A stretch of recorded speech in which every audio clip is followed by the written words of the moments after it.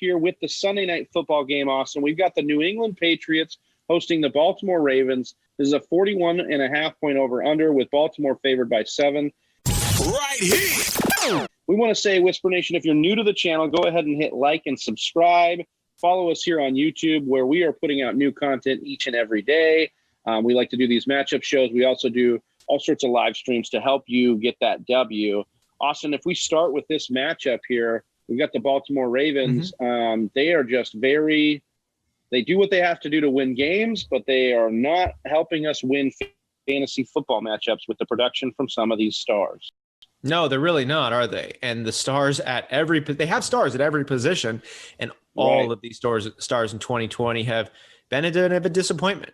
Not a flat out disappointment, but especially from a consistency point of view. Yeah, so let's start with Lamar Jackson, because you and I have had group conversations with a lot of people trying to put lack of respect on Lamar Jackson's name. And I know he's not the world beater fantasy guy that you wanted him to be this year. And maybe his prospects as an NFL QB are for another conversation. How are you feeling about Lamar Jackson against these Patriots? Once again, this is a low over-under. I don't see that they're going to need Lamar too much against this banged-up, COVID-stricken New England Patriots team. What is your confidence level in Lamar here?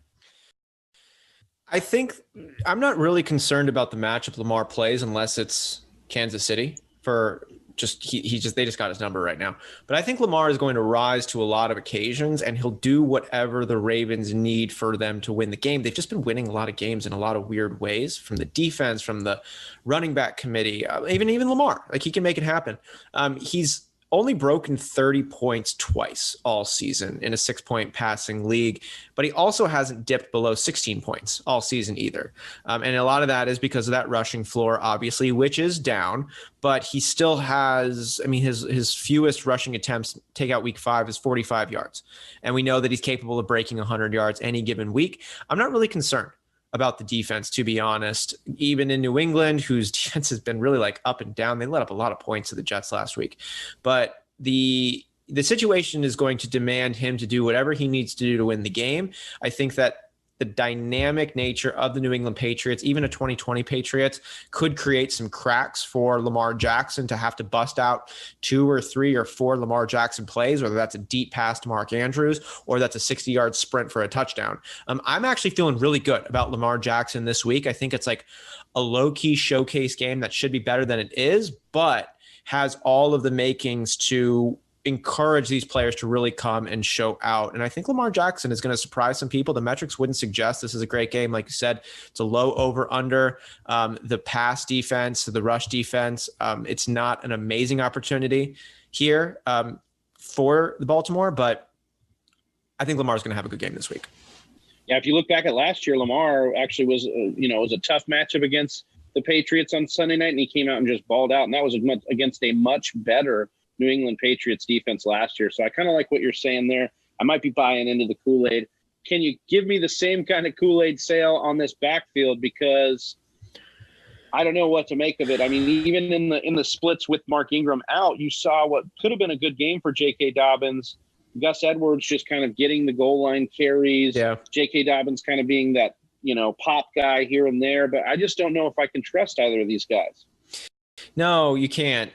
This is a similar kind of situation to what we talked about with Miami earlier with the Gaskins and the Jordan Howard dynamic. J.K. Dobbins has been the more efficient runner as of late, and it hasn't even been close. J.K. Dobbins has looked really good from a elusive perspective on the entire season. J.K. Dobbins is the number 4 running back here, just behind Dalvin Cook. So he's getting it done. He's a rookie running back. He had led the team in carries last week with 12 carries compared to Gus Edwards' 11. Gus Edwards, though, is getting the goal line work. He fumbled the ball near the goal line, and they still gave him the rock again after that. So it's tough. It kind of sucks as a J.K. Dobbins situation, because if they gave him more of that goal line work, he'd be in a strong RB2 position. But because he's not, I'm putting him as an RB3, and Gus Edwards is somewhat of a, he's an okay flex, because he is still getting that work, double-digit carries most weeks. He's been down the last couple of weeks. He has had really tough defensive matchups going up against the number 1 rush defense in Pittsburgh and the number 4 rush defense there in Indianapolis. So he hasn't had an easy matchup. New England is, we'll see. It's the easiest run matchup he's had as he's been a focal point of the run game with Mark Ingram out. So I think Edwards actually has a decent shot to outperform what he's done the last 2 weeks, and he hasn't been awful. J.K. Dobbins, I'm feeling pretty good about moving forward. He's gotten better and better. He looks legitimate. And if Mark Ingram can just stay on the bench, I think both options are okay moving forward fantasy-wise. Patriots had started out really good against the run. Over the last 3 weeks, they've ballooned up. Now they're giving up 23.4 fantasy points per game to the position. So you think with Baltimore, a 7-point favorite here, are you interested in playing both of these backs? I kind of am. Yeah. I'm not hating it at all. I don't think I think the Patriots mess around and get lucky in a lot of weird ways. They shouldn't have won that game against the Jets, and they still did. Yeah. Baltimore is not going to play that same kind of business. You're not going to have that luxury. I project Baltimore going up quick and early and then pounding the rock and bleeding the Patriots out for the rest of the game. You aptly said Mark Andrews is the Alvin Kamara of tight ends. You've said that before. How are you feeling about Mark Andrews going into this game? Because he's been so touchdown dependent. Yeah, he has been on the field less than Nick Boyle has, which isn't really a big concern because their roles are so different. When Mark Andrews is on the field, we know what he's there to do, and that's catch passes, move the chains, score touchdowns. But he hasn't scored a touchdown since week 5. He hasn't broken, I'm looking at the numbers here, the man hasn't broken 60 yards all season. And a lot of that is coming from the way the Baltimore offense is moving the ball. They're not having to create volume. They're not having to rack up a bunch of yards. They're scoring in a lot of different ways. And from a football perspective, you're not going to slow that down. Mark Andrews' talent remains for the Baltimore Ravens, and they can bust it out if they need to, but they haven't had to. And I don't see them all of a sudden deciding to turn it on. I'd be expecting more out of Marquis Brown coming up than I would from Mark Andrews because I just don't know why. Like, they're playing Boyle more. Andrews hasn't done anything to claim it. Dagger full center. So I just don't. Maybe you can tell me why, but I think you can benchmark Andrews. I mean, I don't want to be crazy and bold, but I think you can. This is a terrible matchup against the Patriots. They're the second worst matchup in fantasy football. You talked about the snap share going more Boyle's way because they want to run the ball, be efficient, win games, and Nick Boyle's a better blocker. Mark Andrews is a great athletic tight end who makes circus catches, and now that I've said this, will probably score on Sunday Night Football. But I'm telling you right now, I think you can bench Mark Andrews, and you can look at guys that are streamable like an Austin Hooper if he can come back healthy, or some of these other guys that are out there, and just roll the dice with them instead, because Andrews is not the guy we thought he was going to be. When we were taking him in the 4th and 5th round in the offseason, it was out of projected volume. This offense does not have that projected volume, right? And so that leads me to the question on Marquis Brown. Are you okay firing up Marquis Brown? Because, Austin, I'm looking at the numbers here. The guy hasn't had double-digit fantasy points in almost a month. I mean, it was week 5 when he finally got 10 targets, 6 catches, 77 yards, and a touchdown. How are you feeling about Marquis Brown? I thought last week we're going to see something different after those squeaky wheel comments came out and they were honored by Lamar Jackson. We see that in the NFL all the time where a talented number 1 wide receiver makes comments about their lack of involvement and the team response. The quarterback honors that. That didn't happen last week. He had 5 targets, caught 3 passes, and Marquis Brown is that player you're expecting to do so much with the targets that he collects, and he just hasn't done that. 3 catches for 38 yards. The week before, 1 catch for 3 yards. Going back before that, 4 catches, 57 yards. Like, we're dancing around, 10, 15 yards per reception. For a player like Marquis Brown, you're hoping to see him push 20 plus, and he's not. He's made comments. Things haven't changed. The team keeps winning and doing what they're doing. So he's going to mess around and get some really big plays, and it's going to happen. But I don't think it's baked into what they're cooking. On the other side of the ball, there's not a lot of cooking going on with these Patriots. We thought it was looking good after 2 weeks into the season, and they've been really bad since then. They did show signs of life against the Jets, but again, it is the Jets. How are you feeling in this one? Low over under, Newton as an underdog. Are you confident in rolling Newton back out there if you maybe streamed him for the Jets?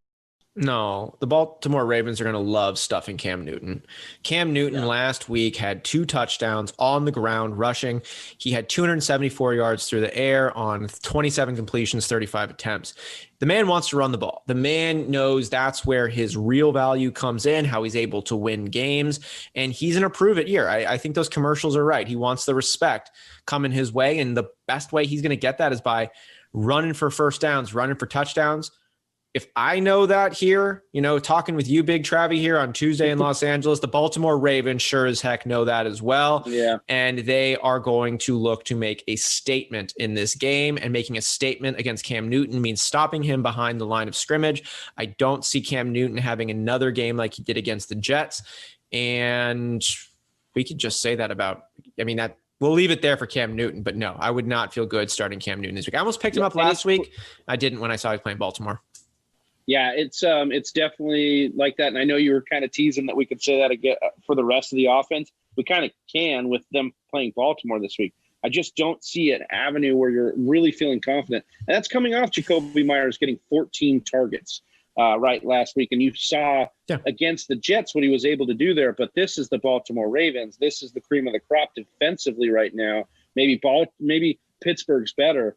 Anybody in the passing game, in the running game that you're confident in this week, and if you can make a case for him. Great point there on Jacoby Myers there. He had his 14 receptions, 12 catches, 169 yards. Again, that was against the Jets. They're playing against the Baltimore Ravens this week.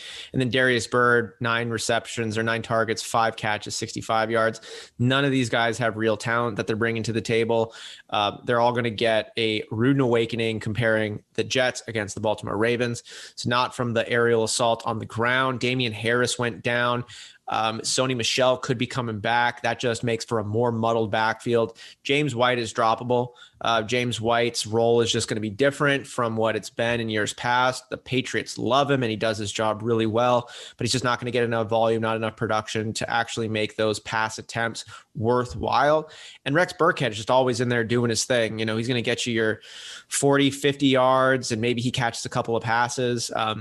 Rex Burkhead has the highest floor of all of them. I liked what we were seeing with Damian Harris. He was killing it from an efficiency perspective, but he left and he didn't come back. And so that takes his ceiling down. And then Sony Michel coming back in, they play similar roles as well. No, I'm not trusting anybody on the ground this week. I'm not trusting anybody on the air this week. I don't trust the Patriots defense. No. No, just no. I agree, man. I can't make a case for it anyway. Whisper Nation, you let us know in the comments below if you agree. We have wrapped this one up here, and we are good to go. We have done the Week 10 matchup preview show here with my guy, Austin Sear. And for Austin Sear, I'm Big Travie. We're the Fantasy Whisperers. We're out. Peace. Thank you for listening to the Fantasy Whisperers podcast. You can hear more from John and Travis on Google Play, SoundCloud, and iTunes. You can also follow us on Instagram, Facebook, and Twitter at TF Whisperers.